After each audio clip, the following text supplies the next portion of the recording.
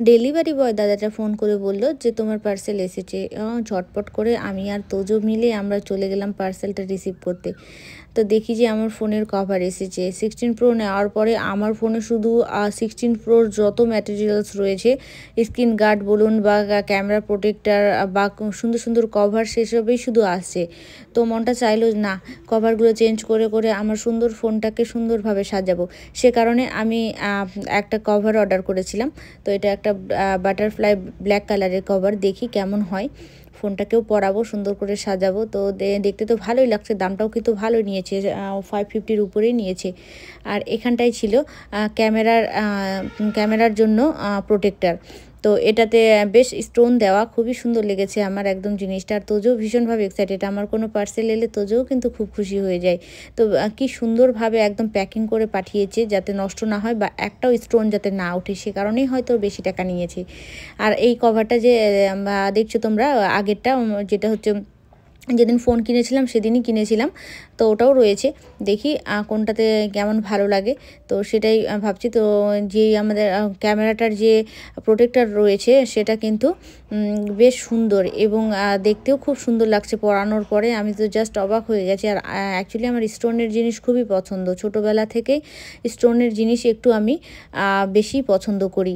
তো সেটা আবার যাতা স্টোন নয়, যেটা হচ্ছে খুব ইউনিক স্টোনের।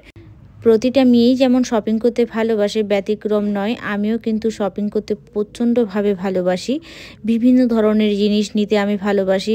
কিছুদিন পর পর আমার মনে হয় অনেক দিন শপিং করিনি, তারপর আমি আবার অর্ডার করা শুরু করি। তো কে কোন অ্যাপ থেকে শপিং করেন অবশ্যই কিন্তু আমাকে জানাবেন, তাহলে আমিও সে অ্যাপগুলো ঘেঁটে দেখব। বাট আমি কিন্তু সবচেয়ে বেশি শপিং করি অ্যামাজন থেকে।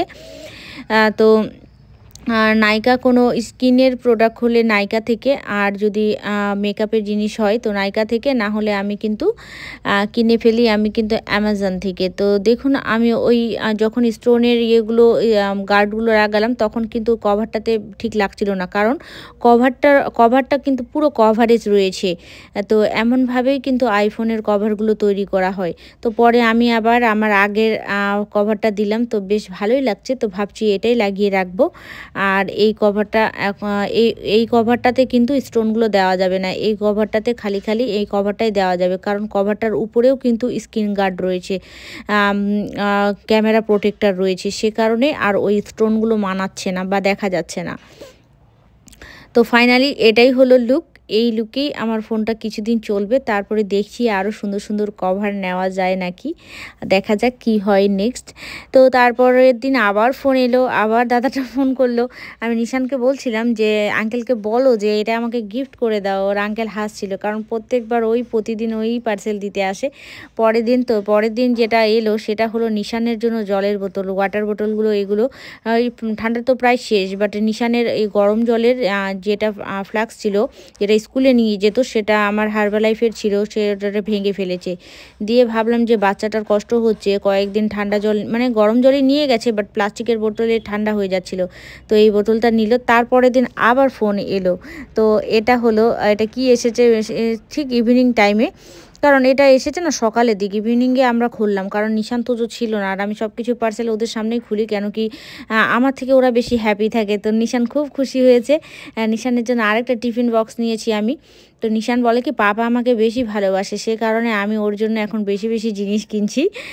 তো এবার তোজোর জন্য কোনোটাই কেনা হয়নি, এবার শুধু নিশানের জন্যই কিনছি আমি। তো তোজো আবার রাগ করছে না, তোজো বলছে আমিও তো স্কুল যাচ্ছি, আমার জন্য টিফিন কেনোনি। আমি যে তোমার জন্য কিনবো।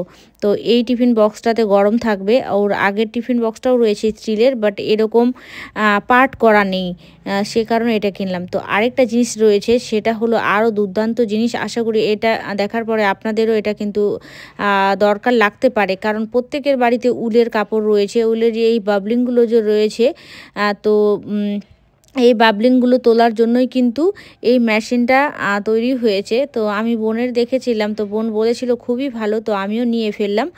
তো এটা আমি ইউজ করলে অবশ্যই তোমাদের সঙ্গে শেয়ার করব যে জিনিসটা কেমন।